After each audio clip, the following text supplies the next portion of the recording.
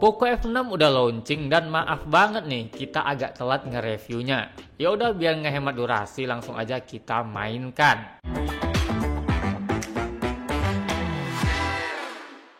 Di sini buat yang belum tahu, Poco F6 ini di launching di harga segini. Dan yang bakalan kita bongkar untuk melihat dalemannya adalah varian yang 12GB per 512GB.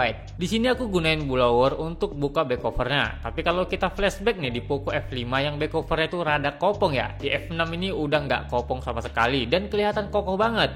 Tapi emang ya bodinya itu jadi kelihatan sedikit tipis cuy. Terus aku gunain nipit plastik jadi alat bantu buat ngebuka lem di back covernya. Dan tujuannya tadi aku panasin pakai blower biar lemnya tuh mencair dan gampang untuk dicongkel.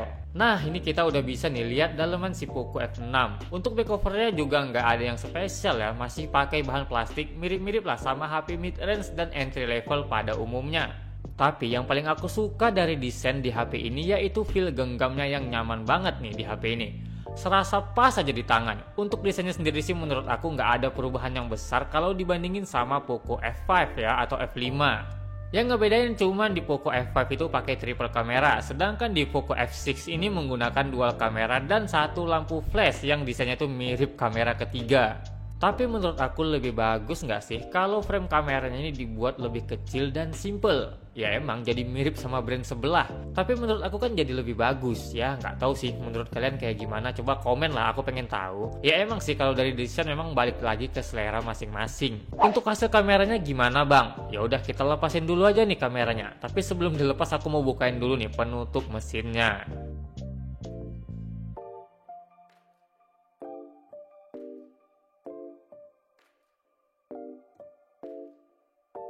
Dan ini dia penutup mesinnya. Graphic sheetnya ini cukup besar ya kalau aku lihat-lihat. Mantep deh, moga aja nih HP lebih adem dengan cooling system yang kayak gini. Soalnya aku masih belum cobain banget ini HP ya cuy. Ya cuman sekedar main game biasa aja. Belum pernah aku geber pakai game-game yang berat banget gimana suhunya. Nah ini udah kubuka nih di bagian mesinnya. Aku mau coba copotin dulu sensor-sensor kameranya.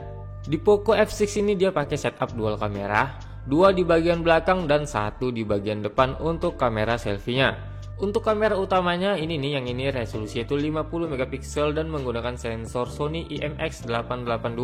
Untuk hasilnya tuh kayak gini.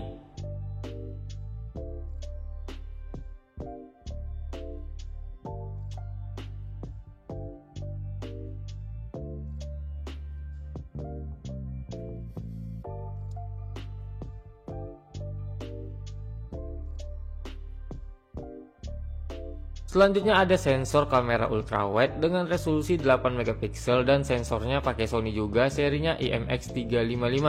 Untuk hasilnya tuh kayak gini cuy.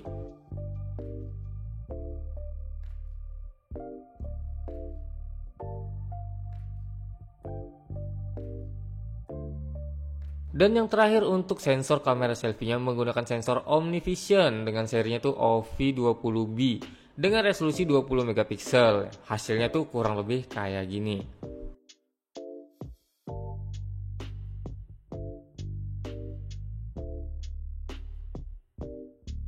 Tapi yang paling aku salut nih ya sama produk Poco nih, build quality-nya tuh nggak dibeda-bedakan. Contohnya aja kayak bagian mesinnya nih. Build quality dari mainboard mirip-mirip lah sama si Poco X6 Pro yang udah kita review duluan. Ya walaupun aku mikirnya ya untuk bagian build quality tuh pasti dipotong karena dari harga yang hampir mirip-mirip sama si Poco X6 Pro, dan untuk spek ini lebih gahar dikit di Poco F6 ini. Tapi kenyataannya pihak Poco tuh nggak nurunin kualitas dari build quality di HP ini cuy. Dan aku ini lagi coba buka thermal plate-nya yang warna gold ini. Aku mau lihat chipsetnya tuh kayak gimana. Buat yang belum tahu, thermal plate ini gunanya sebagai penyalur suhu dari bagian chipset ke bagian vapor chambernya. Yang sering nonton channel ini pasti udah pada paham lah ya, makanya buruan aja di subscribe biar nggak ketinggalan info cuy.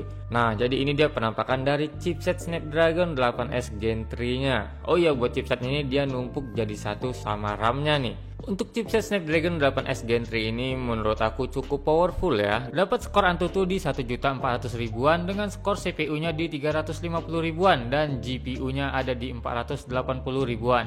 Tapi yang aku sayangkan ya di HP Poco F6 ini sewaktu main game, contohnya aja kayak main Mobile Legends, yang FPS itu selalu ngedrop di rata-rata 90 FPS-an. Aku ada lihat di video reviewer lain ya yang bilang ini HP harus disetting lagi biar FPS-nya itu tetap di 120 fps-an cuy. Settingnya itu bukan dari menu setting atau dari game boosternya, yang pas aku coba ya sama aja hasilnya tetap turun ke 90 fps. Aku belum ngulik sih settingnya itu di bagian mana, tapi ya menurut aku tuh cukup disayangkan kenapa harus usernya lagi nih yang harus nyeting biar FPS-nya itu rata di 120 fps. Ibarat udah bayar mahal-mahal malah disuruh mikir lagi ya kan cuy. Tapi overall waktu main game sih menurut aku ya lancar dan aman-aman aja. Nggak tahu ya kalau digeber game tuh kayak gimana nanti kita masukin aja ke segmen suka duka aja. Selanjutnya aku mau bukain juga board bagian bawahnya. Dan buat yang nanya aku pakai alat-alat apa aja, cek aja tuh di kolom deskripsi, udah aku cantumin beserta harganya cuy. Nah jadi ini dia penampakan papan atau board bagian bawah yang sering orang nyebutnya tuh papan charger atau papan cas. Padahal di board bagian bawah ini banyak banget komponen lainnya ya, nggak cuman konektor charger doang. Di sini lumayan banyak banget nih komponen kayak mikrofon, switch antena, switch speaker, slot SIM card, dan yang tentunya ada konektor chargernya. Build quality-nya juga cukup bagus menurut aku dan proteksinya juga cukup memadai. Tapi yang cakepnya ya di paket pembeliannya tuh kita dikasih adaptor charger 90 watt dan juga USB A to Type-C.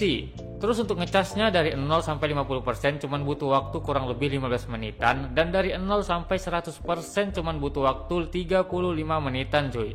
Wah ini menurut aku sih cukup ngebut banget HP-nya buat ngecas. Dan yang butuh HP buat ngecas cepet ya ini bisa jadi pilihan yang tepat cuy. Kita lanjut ke bagian part speakernya yang nyatu sama penutup mesin bagian bawah. Nah jadi ini nih part speakernya yang bentuknya kotak ini. Buat yang penasaran sama hasil suaranya tuh kayak gini.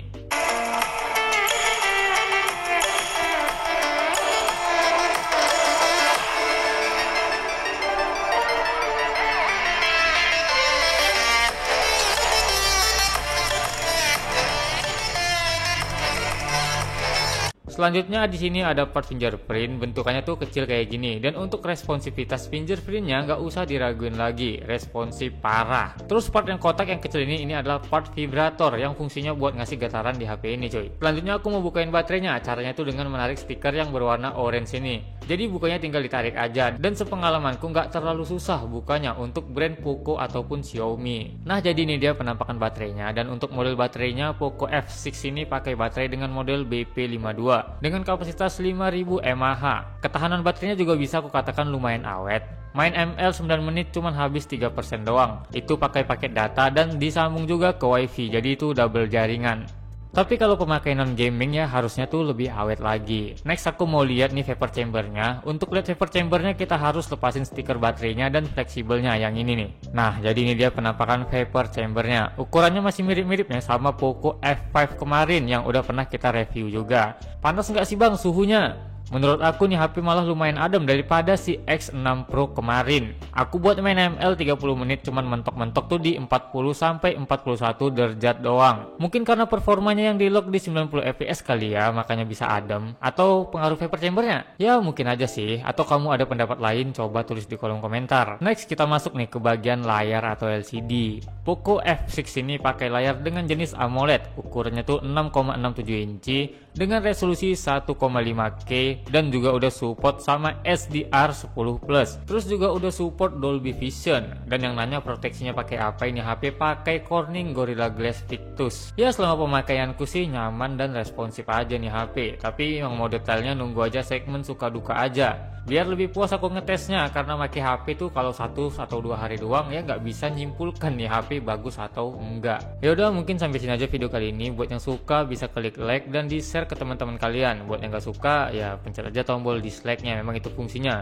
Dan buat yang belum subscribe boleh dong dipencet tombol subscribe-nya dan dinyalakan lonceng notifikasinya. See you in next video, bye bye.